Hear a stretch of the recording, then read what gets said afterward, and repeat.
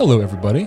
My name is Michael Robertson Jr., and this is episode 4 of the Hallowed Horror Podcast. And of course, I have here with me my co-host, Mr. Jason Collins. Hello, everybody. How you doing tonight? I'm great. I am great. How are you? I am doing very well, thank you. Good. Things calmed down at work this week. I know last week you were swamped. I was swamped. It's calmed down a little bit on my end. How about you? Yeah, it is definitely getting better. We're still much busier than normal, and but the upside is that it is definitely slower than it was last week. Every day that goes by, it gets a little better, and a lot of people are starting to settle in, working from home. And I know from your perspective, you're still trying to get people to work from home. You're still like ramping up to that. Yeah, we're a little smaller than you guys are. It's a little bit of a different mindset shift. But for those of you listening that maybe are listening to this well after we've recorded or aired, we're recording this basically, I think, probably week 3 or 4 into the real weeds of the United States dealing with the COVID-19 coronavirus. So we're trying to kind of get things straightened out, slowed down, all the stuff that we need to be doing to get this thing under control. So that is where we stand, but we're not going to talk about that any longer. We're going to talk about the fun stuff, get into tonight's movie, which is what, Jason? Tonight we are talking about a very newly released film, a science fiction horror film titled The Invisible Man. Right, and the past 3 episodes that we've done here in the past, we have basically done a deep dive into the plot of these films that we've been discussing. We've gone into a lot of detail. They've been very spoiler filled, that is for sure. But they've been older films. I think the most recent one that we did, or I guess the film that was most recently released was Dr. Sleep, and that came out in November of last year. So there were still several months. The Invisible Man is brand new. It has not been out very long. We're actually going to be talking about how it was released shortly here. But because it is so new and some of you guys maybe haven't had a chance to see it and don't want to have anything spoiled, we are going to do our best in this episode to not give away any of the surprises that may be in this movie, kind of make it as spoiler free as possible. So if you're worried about that, don't be. We're going to do our best to not ruin the film for you. Yes. I like your use of not spoiling the surprises. Right. Of which I will say, however, as a spoiler to my own potential review of this movie, there weren't a lot of surprises in this movie, in my opinion. But this movie was written and directed by Leigh Whannell, who I actually am a big fan of, even though he's not probably a super well-known writer-director in Hollywood. If you're not in the horror circles, I don't think people really know his name, but his claim to fame really were he was the co-creator, writer of the original Saw film, which then spawned the entire franchise. I know he had a hand in writing or co-writing almost all of the movies, I believe. He's still listed as the executive producer for the majority of those Saw films. Right. And I think a lot of people actually don't know this. He was in the original Saw. He was Adam. He was the other guy that was chained up in the place with Carrie Elway's character. So yeah, that was a pretty cool cameo for sure. Yeah, cameo. Hell, he was in the whole movie. That's right. Yeah, and he's also known for Insidious. Right. Yep. Him and James Wan are really, really cool together. In fact, and this was my mistake, I actually thought James Wan made this movie because I follow him on Instagram and Twitter, but I don't follow Leigh Whannell. And I saw James Wan pumping this movie up as it was in production, as it was leading up to being released, and then when it was released, it wasn't until I actually looked at the actual IMDb page that I realized that James Wan didn't make it. I thought it was his movie up until that point in time. But if you don't know their story together and you have any interest in filmmaking and what they did, go check it out sometime. Go find some interviews. They basically pitched Saw to executives and production companies by making a very, very, very low budget short film kind of, pitch as a concept. Jason, you and I saw it on YouTube, I think at some point last year. I think I watched it and I sent it to you, where they basically created one of the trap the puzzle scenes that was Jigsaw. I think it was the reverse bear trap head contraption thing. Right. They filmed a very low budget version of that and used that to get attention and get their funding to get the original Saw produced. And boy, what a payoff that was. Yeah, for sure. That whole series is crazy. I mean, I love the first one. They were all good in their own right, but that first film was just a completely different type of movie, and spawned a lot of different types of movies after that. So yeah, I have actually. It's funny you mentioned that. I have some mixed feelings about it for this reason. First of all, I agree with you. I think the original Saw is one of the best horror films ever made. It's got one of my absolute favorite endings of any horror film or any movie. Period. The thing that I don't like about Saw now, I saw Saw 1, 2, and 3. Love them. I skipped 4. When 5 was coming out, I thought I was, okay, now I got to watch 4 so I can see 5. I watched 4, did not like it, didn't watch any more of them at all, because I think they went up to 8. They didn't call the last one 8. But then they just did Jigsaw.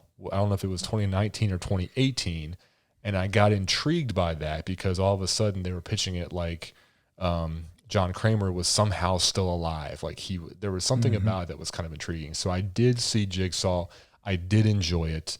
And that's basically the end of it. But my point about kind of having mixed feelings about Saw is, unfortunately, even though Saw was fantastic, I think it kicked off the torture porn genre, where a lot of movies then came out after with all the blood, guts, and violence, but none of the story and the heart that Saw had.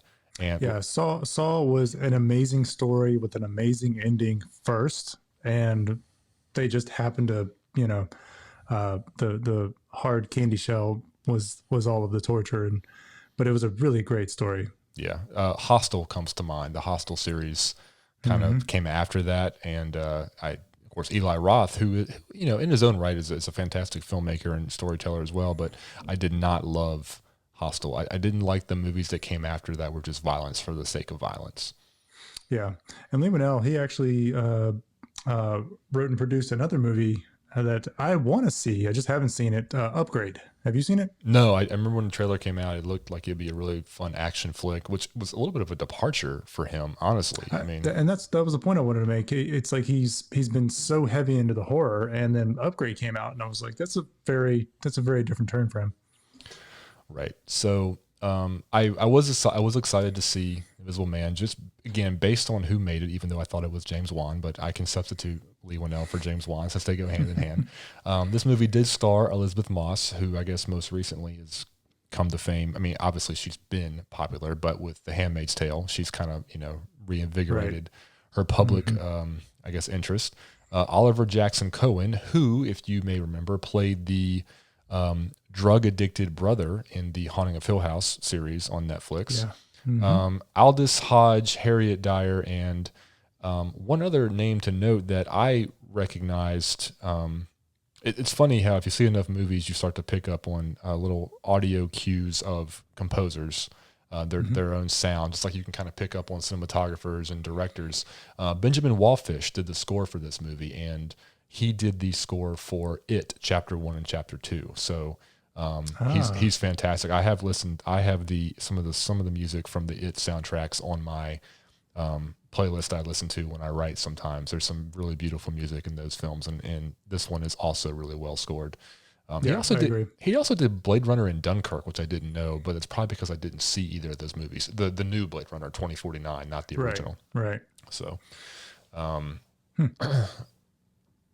I guess before we get into the film, and Jason, you and I have talked about this week leading up to us recording this, there's a couple, I guess, asterisks of conversation that we wanted to talk about, again, before we dive into actually discussing our opinion of the movie.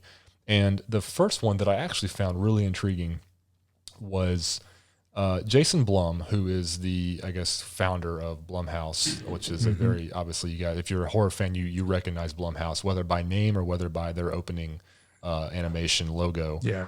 They produce horror films, and they produce a lot of really good horror films. A lot of the lower budget, just fun horror films.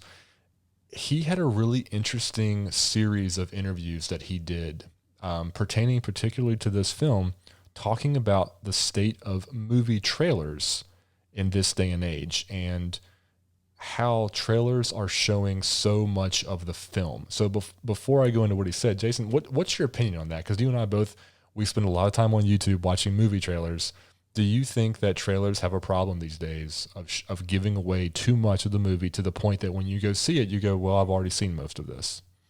Yeah, it's going to be a huge personal opinion, person to person. Personally, I love a movie. I love a trailer that is more mysterious. Take I can't remember the name of the movie now. That'll come to me eventually. But if I see a trailer and I don't understand a single thing about it, I'm immediately intrigued by that movie. If it's done well and it looks good, and if it has some, even if it doesn't have some lead characters, but even if the acting looks well in it, I'm already intrigued. I don't need to know anything about the story. Some of my favorite movies have been, or some of like the anticipation leading up to a movie are the movies where I don't know anything about it. And I find that I think that's the fun of it. If I go into a movie basically knowing that I've seen so much of the movie and I pretty much can figure out what's going to go on throughout the movie, part of that spark is gone. Well, Jason Blum disagrees with you. I can tell you that right now. By the way, so Star Wars, all of the recent Star Wars have done a really good job of not giving away too much of the plot in the trailer, in my opinion. Especially with The Force Awakens. Those trailers were to the point where all you knew was Star Wars is back. There's a droid that's a beach ball that rolls around. There's a chick. There's a black stormtrooper. And that's all anybody ever talked about. You had no idea what else was going on. Christopher Nolan also does a really good job with this, I think. The most recent trailer for Tenet, which was, I think there's been 2 of those. I still really have no idea exactly what that movie's about. And I felt the same way about Inception when it came out several years ago. Mm-hmm. And that's the one I was trying to think of just a minute ago was Tenet, where that movie looks incredibly interesting just from the visuals that are happening, but I really have no idea what's going on. Right. So the interviews that I was talking about and the reason that this kind of came into light was that Blumhouse is apparently one of those studios that is notorious for showing lots of the movie in the trailer. Although I don't really know why they were singled out, except maybe because Invisible Man is kind of one of the hot new releases, and it just came back in the conversation because, again, it's happening with every movie. It happens a lot in comedies too. You see so much of the funny stuff in the trailer. But Jason Blum was approached about this from a couple different articles, and he's very much in favor of showing a lot of the movie in the trailer. And I have a couple quotes from him that I'll read, and then we can talk about whether we really agree with it or not. But the first one was from one of the articles. He's quoted as saying, "It's harder and harder to get people to get to the movie theater. And as much as people don't like it, the trailers that convert people at home to the movie theater are the trailers that show a lot of the movie." He then has another quote where he says, "People don't like it, but almost everyone that says they don't like it go to see the movie. The trailer isn't really for those people that are so tuned in. It's the people who are kind of thinking they may or may not go. One of the ways to get them to go is to show them a lot of the movie in the trailer. And I actually thought we should have shown more of the movie in the Invisible Man trailer." And I have another comment that I'll add about that afterward. Yeah, I mean, I would love to know if he has some sort of hard data, some numbers that were crunched for those opinions, because he can have his opinion on the conversion rate, but I don't know. I watched, because I knew we were going to talk about this, I watched the trailer right before we started recording, and the trailer, the official trailer was 2 minutes and 43 seconds, somewhere around there. Way too long. And the first 54 or 55 seconds is basically the entire escape scene from the beginning of the movie. Oh, really? That's not good, because that's one of the best parts, in my opinion. Right. So almost the first full minute of the trailer is just that. And and then they cut back and forth a few times, and then there's like almost the entire fight scene where she's fighting him is in the trailer, and in the house or in the mental hospital. In the house, Okay. but a lot of the mental hospital is in there as well. Okay. Yeah. He had this last quote that I thought was interesting because he calls out a streaming service in particular. He didn't go. It's weird. He almost kind of contradicts himself based on some of the previous quotes, but he says, "I wish we didn't have to do that, but there is almost no other way to tear people away from Netflix and all the great choices they have at home." And I What do don't they know. have to do with each other? I guess going back to his original point, it's almost like it's almost like he feels like if they don't show the good parts, they won't get people excited enough to go see it. Like subtlety won't win ticket sales, which I guess makes a certain amount of sense. But for, like he says, the people that are tuned in that are going to go one way or the other, the trailer is not for them. I mean, maybe I can kind of see some point to this as he's talking about it. Like it's the people that aren't sure that they would ever go see that movie that maybe the trailer is going to convince them. Maybe that's what he's talking about. He did also say that Leigh Whannell refused to put a certain part in the trailer that Jason Blum was lobbying for hard, and they ultimately conceded and let the director have his say. But I remembering what I can remember from the trailer, I can't imagine what extra they could have put in. I mean, they would have literally ruined the whole movie. Yeah. What was the scene that he wanted to put in that they never said? He referenced that in both of the articles that I read, but they never said what part it was. Yeah. The trailer was good, but like you said, the trailer gives almost the entire movie away. And like I said, it shows a lot of the best parts visually from the movie. Yeah, and that's what disappointed me a little bit. The one scene in particular, and again, this isn't going to be a spoiler because if you've seen the trailer, you've seen this. The scene where she has the paint can and knocks off, or she throws it and it covers him. That was such a neat moment, and they show it to you before you even see the movie. I mean, yeah, and as soon as you see it, it's I didn't realize that was in the trailer. It'd been a while since I've seen the trailer, and then I just watched the trailer again, and it was in there. It was in that, and I thought, if anyone was paying any attention, they'd know there was something off about that scene, right? And there was another, and we talked about before we started recording, like some of our favorite parts of the cinematography. The entire opening scene was really beautifully done. And in my opinion, that was probably the prettiest part of the entire film. And then they also did a great job with the whole fighting scenes as well, where she's battling the Invisible Man. And they did a great job with that because they had a guy in a green suit doing it. So it all looked very, very real and very, very convincing. And they put a lot of that in the trailer too. Yeah. They like I said in the beginning, this movie did not have a lot of surprises. I mean, given the type of movie it is, they really gave away most of it. One more thing about this film that was unique. We're going to move on from the trailer thing. I'm the type of person now to wrap up the trailer conversation. If there's a movie that I know I'm interested in, that I have excitement to see, I will watch the teaser trailers. We've gotten to the point now where we have teaser trailers and we have the official trailers, and then we have the second official trailer, and they just seem to get longer and longer and longer.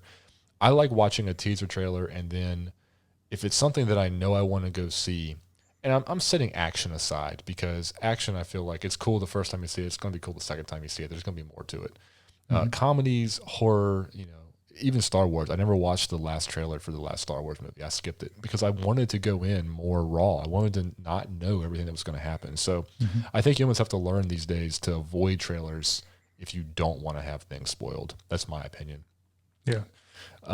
So something else that was different about The Invisible Man that I think is worth noting is, going back to the beginning of our conversation here, we are in a little bit of a national crisis, a worldwide crisis, I should say.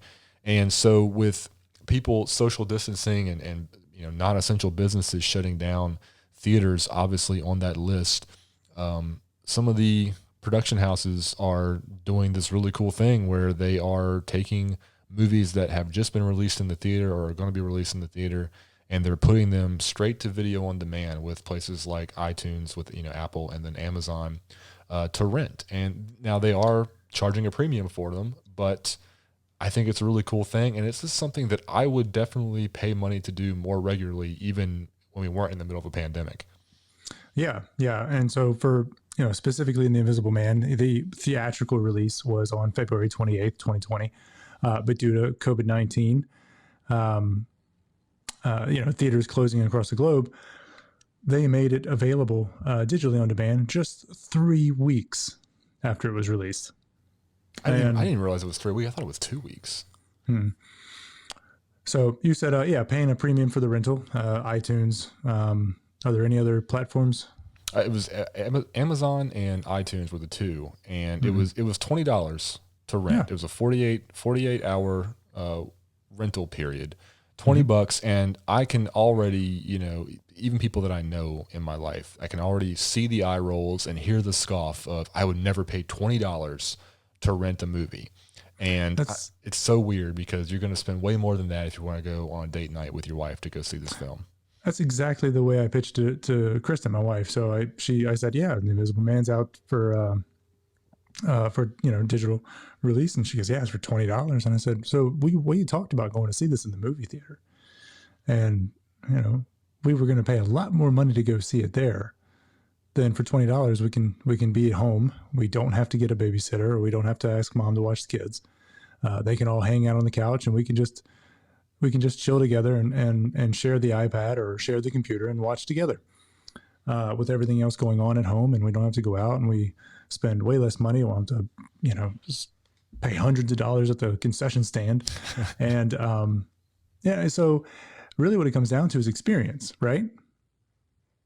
Yeah, exactly. It's if you're somebody that wants to go spend all your money because you want to go sit in a humongous dark room with a bunch of strangers and watch a 300-foot screen or whatever it is, you're not going to get the same bang for your buck. But if you're somebody like me who despises the theater going experience for the most part and really only goes because I want to see these movies as soon as they're released because I'm excited about them, I have no problem paying this money to go to watch it, in my own home and in my own comfort of my basement with my setup. I was like, you're so biased. You're even your description of somebody that wants the experience is just tainted. The whole sitting in a room full of a bunch of strangers, but yeah, I mean, it is an experience. though. You get to go and you get to watch the great big screen. You get the surround sound. And that's hard to replicate. Unless you put a lot of money in at home. But you get the great surround sound, you get the theater seating, you get the great screen. Plus, it is an experience. You get to go out. It is considered more of a date situation. Sure. Or, going out with friends. Even though the concession stands seem to get pricier and pricier every year, we always stop and get a soda and some popcorn. There's your first problem right there. You cut that stuff out. I always get Twizzlers. That's my thing. So anyways, it is an experience, and that's you can drive to Costco, get a year's supply of Twizzlers, and come back, and even including your gas and the price of the Twizzlers, it's still going to be better for you to watch this movie at home. Yeah, but again, so it goes back to experience. So there's a couple things in the trailer that I remember seeing in the trailer, but I don't remember seeing in the film. And so I'm starting to wonder, because what we did was we rented the movie on the iPad. We sat together, hip to hip, and we shared a set of headphones, and we watched the film with it in our lap. So that is not the recommended movie-going experience for your $20, right? Stark difference between going to the theater. Right. But the thing is, that's where a lot of people are going to consume their movies nowadays. You gotta expect that. Not everybody has home theaters that they can go sit down in. And with mobile devices being so readily available, and they're all, they're right in front of us. And honestly, in our situation, it would either be on the iPad or it would have been on, my laptop with my 28-inch monitor. Did you do the audio sharing with iOS now, where you can have it wireless to two different pairs of wireless headphones, or did you literally have a cord plugged in with with the left earbud and what? My That's exactly what it God, was. I want to give you $20 just so you can watch this movie over again in a better experience. Really, really hoofing it out there, Jason. It was, but it was a very interesting, it was an interesting experience to sit down and watch like that, because we've done that with like certain like Netflix shows and stuff, but to sit down and watch like a brand new movie that was just released less than a month ago, get out of here. If Leigh Whannell is listening to this podcast, which I assure you he is not, he is very upset with how you chose to watch his movie that he put his blood, sweat, and tears into. And that comes to my second point. It's about experience. It's about how, directors and producers and writers, they want you to see this movie. They want you to feel this movie. They don't want you to watch it on an iPad sharing a set of headphones. They want you to be in the theater with the huge surround sound and the huge screen and getting that experience to its fullest, right? I think there is a lot of in between a theater surround sound and massive screen and an iPad with a frayed cable set of earbuds on the couch. I don't know why you think it's frayed. Those are brand new because our cat keeps chewing them up. But they're you start making these things available more and more, right? Yes. That's how things are going to be consumed. Luckily we didn't watch on our phone, because that's something that's true. There was a step lower you could go. That's true, right? You could have got an Amazon Fire tablet or something. That'd have been worse. Yeah. I would do this every time. If they released every movie for rental opening weekend on iTunes, I would pay for the ones that I want to see and not think twice about it, because I've got a family of 4 here. You have a family of 5, 6, I guess, technically. If you all were all going to go to the movie at one point, how much money you would save watching it in your living room just to rent it. It's crazy. Yeah. It's crazy to take if we're going to see a family movie in the theater, we're spending well over $100. Right. Yeah. I do it every time just for the convenience. Again, not to sound elitist in any way, but if you do have a decent home theater setup, just a nice TV and some surround sound speakers, or even, just a couple speakers, well worth the price. You're gonna be just more comfortable and probably enjoy it more than you are in the theater with the bum chewing his popcorn behind you and the girl in front of you texting the whole movie. I'm very bitter about the theater going experience. This is a second episode I think we've mentioned about this. But anyway, so video on demand, I like it. I wish they would do it more. Maybe if it's successful, even after this crisis is over, they will consider doing it more regularly. This has been something that I have seen, rumblings of and rumors of over the years from the entertainment industry, particularly with Apple, and the deals that they've been trying to strike to get these theatrical releases available for rent. I'm all for it. And the other side of it is big companies like Netflix having their Netflix originals, and these are high quality, well produced films that are immediately available on Netflix. Yep, for sure. And like Jason Blum said, it's hard to tear people away from their streaming services. So it all come in full circle here. All right, so we've been going on for almost 30 minutes now, and we've yet to really talk about the film. So we're going to take a quick break, and then we will be back and talk about The Invisible Man.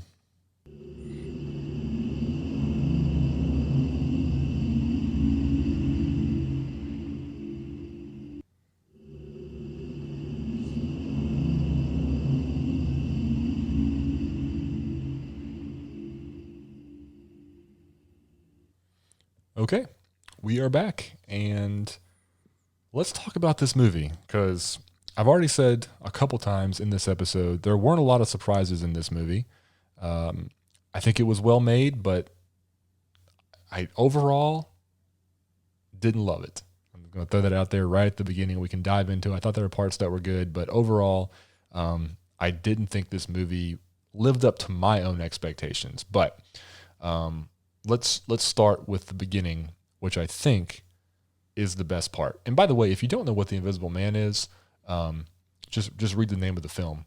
It's about a guy that's invisible, and it's of course based on the very old H.G. Wells novel from like the late 1800s. And H.G. Wells, of course, is probably most well known for War of the Worlds. That's what I always think of when I hear his name. But he also wrote The Time Machine, Island Dr. Moreau, and of course this. Yeah, I mean this film was loosely based on the classic literature, but it had a very modern twist to it. Yes. I actually really did like the twist. I liked the whole story, the perspective of the story, and the twist of how the guy was invisible. I enjoyed. It was just the whole package I didn't love. Yeah. So, I mean, the film picks up with Cecilia escaping the clutches of her abusive and controlling boyfriend. Her very rich and very successful boyfriend, I should say. That dude lived in a freaking mansion. That was amazing. He was in a compound. However, this wasn't enough, as, she was left to live in fear of him finding her until she received the news of his suicide. Now, the events that followed this news led her to believe he wasn't actually dead, but instead tormenting her somehow without anyone else knowing he was even there. And as her vision became clearer, everyone else around her began to question her sanity. Right. And the beginning of this movie, we said this already before, maybe, in my opinion, the most cinematic, most well shot, most tension filled part of the film. I actually wasn't sure if she was actually going to escape successfully or if he was going to catch her. We would witness some of the abuse and then somehow later she'd be gone. I mean, it's a nail-biting intro. I thought there's some beautiful camera work. The sound coupled with the music is really, really amazing. I still think the beginning of this film was my favorite part of the movie. Mm-hmm. Yeah, I agree with you. The other really great aspect of, like, from just a cinematic standpoint was the fighting scenes. I think I mentioned that already, where they had a green suit guy fighting, and the way that was pulled off, and it looked so convincing. It didn't look fake. Was really well done. I appreciated that a lot in the movie. I agree. The fight scenes, or any of the scenes where she was interacting and getting physically kind of entangled with the Invisible Man, I had the thought while I was watching. I was like, "Holy crap! This looks really real." Like they're I don't know how they're doing this. I didn't know it was a green suited stunt double. And the other thing I really loved about this film was, the cinematography was really well done throughout it. There was really shining moments, as we've talked about, but I also loved throughout the whole film the ambiguous framing and composition that happens during the film, so that it leads the viewer into thinking that something should be there filling that empty space, and that really just lends itself well to the type of movie. It's really the only type of movie you can do this sort of framing and it was well done. And they had a couple of those. I know exactly what you're talking about. These kind of like, sometimes they were lockdown shots where, it was framed a little oddly, where there's supposed to be something on the left side of the frame, but there's nothing there. But they also did a couple times where they would, they'd be looking at her or a group of them having a conversation, and then it would pan to the left for a second and just show you a completely empty spot of the room for a couple seconds. Like, there should be something there. I want you to know that you should be looking over here. And then it would just turn back. I thought those were really cool. And they did that once or twice in the beginning, even though, the guy wasn't there. He was in bed asleep. But they were almost prepping you for that and like letting you know there could be something here. It was just used for a different, I guess, perspective in the opening scene where she was worried that he might be there. Yeah, and there was a couple times near the end where it wasn't so much a framing. They actually racked focus to like an empty corner, like where she was talking in the front, and she should have been the one in focus, but what was in focus was just an empty corner. Right. So the whole, after the opening where she escapes her abusive boyfriend, the rest of the movie, like Jason said, is basically her just dealing with her own sanity, because she thinks that this guy is still tormenting her, which he is, because he is there and he is invisible, and trying to convince her sister and her close friends that he is there. And of course they don't believe her, because why would they? Who believes in an invisible man? That's really the whole rest of the movie. She continues to deteriorate as things ratchet up in intensity with how he is tormenting her, to the point that she gets put in a mental hospital. And from there, it transforms almost into an action kind of thriller. It's a very different film. Yeah, and I think that is potentially where my my interest dropped a little bit. And I don't really know what I was expecting, to be honest. Again, maybe it was because of the way the trailer was spun. Maybe it was because I saw Leigh Whannell's name attached to it. I'm actually having a hard time even considering this movie a horror film. I thought it was going in. To me, it was more of a very, very well done suspense film that turned into action near the end. Yeah, I agree. I think I wanted to iterate the fact that this was loosely based on the classic literature, because as far as I can remember, the other films that I've watched, they were more about the actual Invisible Man becoming invisible because of some sort of biological thing going on, and because he was invisible, he then turned into, like, having that power. He then turned dark. He realized that he could get away with a lot of stuff. In this one, the Invisible Man was already dark, and the shift of the focus of the movie was not on him. The focus of the movie was on her. Right. The film started out with a very strong undertone revolving around domestic violence and like female empowerment sort of deal. But then they just didn't pay off on it. I think the whole movie, I think that was really the tone of the whole film that they were going for. Was this was a domestic violence, almost allegory, with the guy being invisible and the woman not being able to, really get her point across or have somebody believe her. Or I think that's what the idea behind this film was, which again is a really interesting way to spin this story. I really like the way they did that. Elizabeth Moss did an amazing job. I mean, she carried this film. I mean, we talked about Toni Collette carrying Hereditary last week. Elizabeth Moss, this movie would not exist without her. I mean, she is on camera for just about every scene, just doing the brunt of the work. So, she did fantastic. Again, I just think that when I transitioned into the action set piece, I really liked the middle ground portion when she was still at home and he was just beginning to torment her, because it was so much more subtle. It had a creepier vibe to it. The attic scene I thought was really cool. The paint can scene we talked about, which was in the trailer, I really liked that. I wish I hadn't have known that was coming, because as soon as I saw those paint cans when she went up into the attic, I knew it was about to happen. Right. That was a really cool, payoff there. And I also really liked, to be honest, the idea or the reason that he was invisible. So in the original, H.G. Wells story, the guy, it was still, I think, the guy was an expert in optics. They put a very much more modern twist on this main character, who was also supposedly a pioneer in the field of optics. Yeah. He built a suit, and that's what it is. That's, I mean, I'm not considering that a spoiler, to be honest with you. Because if you pay attention to the trailer, you know something's weird about the. I mean, the paint can scene. The guy's invisible. I mean, that's the point of the film. It's like it's not like that's a thing. I like the modern, almost. You could believe that. You could believe in this day and age with the technology that we have, some MIT guy would figure this out and we'd see it. Yeah, I can't see. I mean, I could see something like that being possible. Yeah, for sure, like actual possible.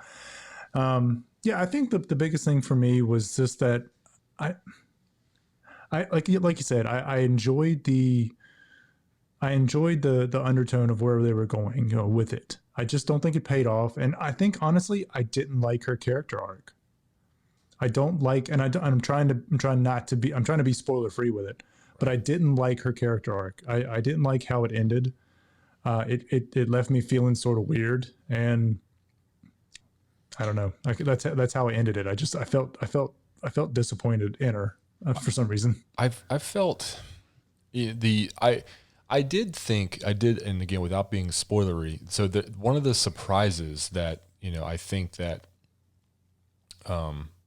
thankfully the trailer didn't ruin was the dinner with her sister. That was a good scene. I like the callback to that. Later in the film, which you just talked about. Those were some good moments that, from a storytelling perspective, from a writing perspective, I thought were clever. Overall, I think my biggest problem with this film is that I just didn't find myself caring. I didn't find myself really invested in any of it, except for the beginning when you were so rooting for her to get out of the house. Like, you knew she was running from something. You knew she was up for something. It was so well done. That was where I was invested. I liked her relationship with her friend that she was living with. I thought that was a nice, friendship.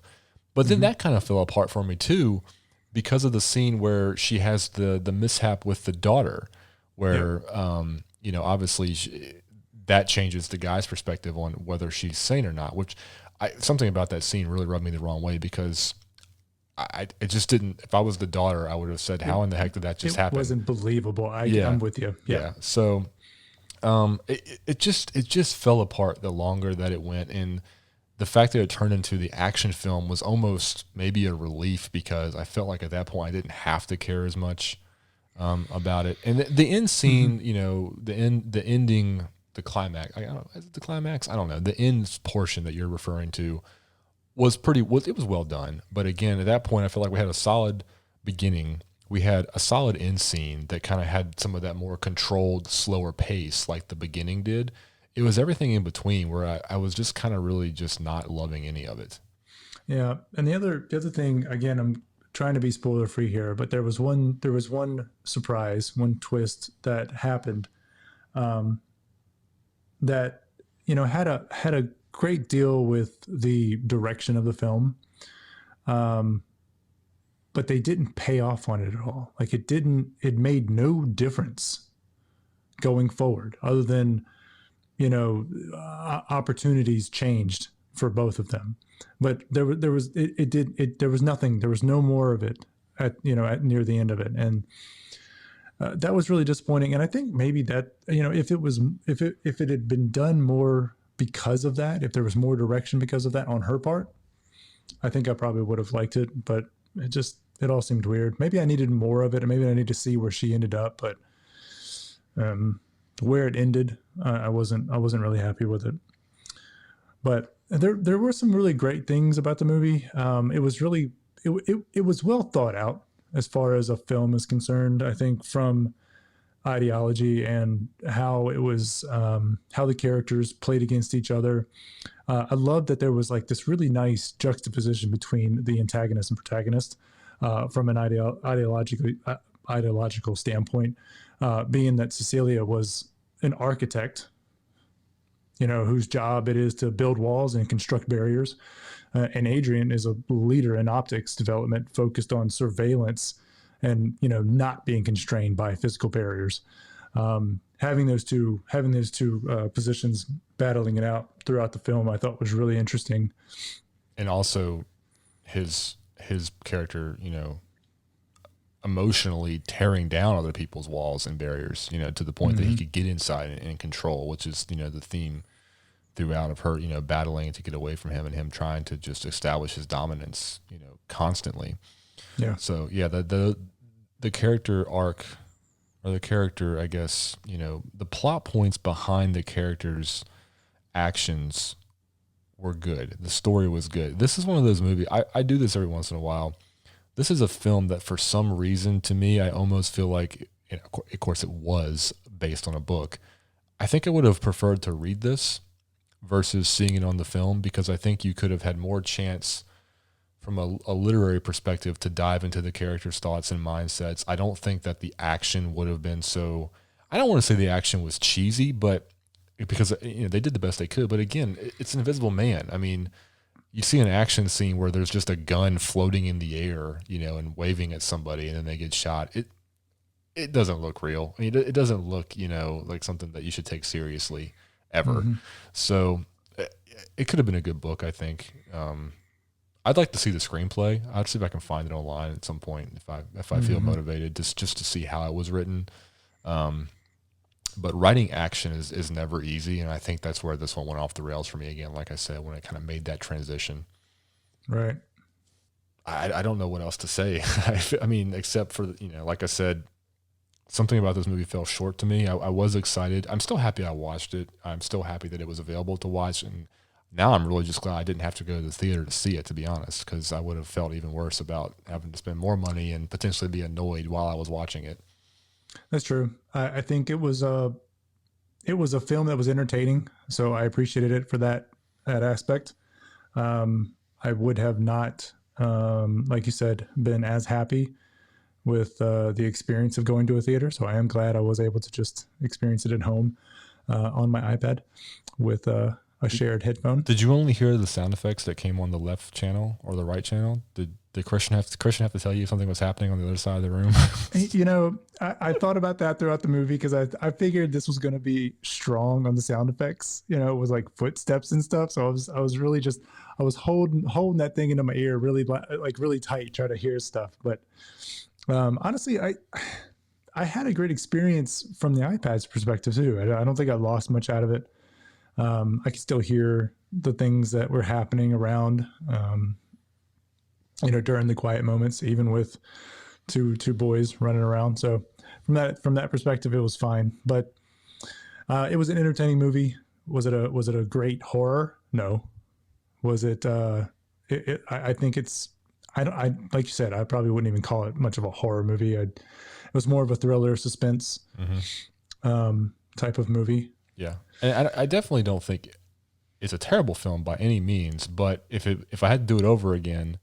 Or if you're listening and you're wondering if you should watch it and you are hoping for a horror film, it's not really a horror film. And to be honest, I don't know that unless you want to have, you know, an official date night with your significant other or, you know, a friend come over and you guys hang out and do something as an event, so to speak.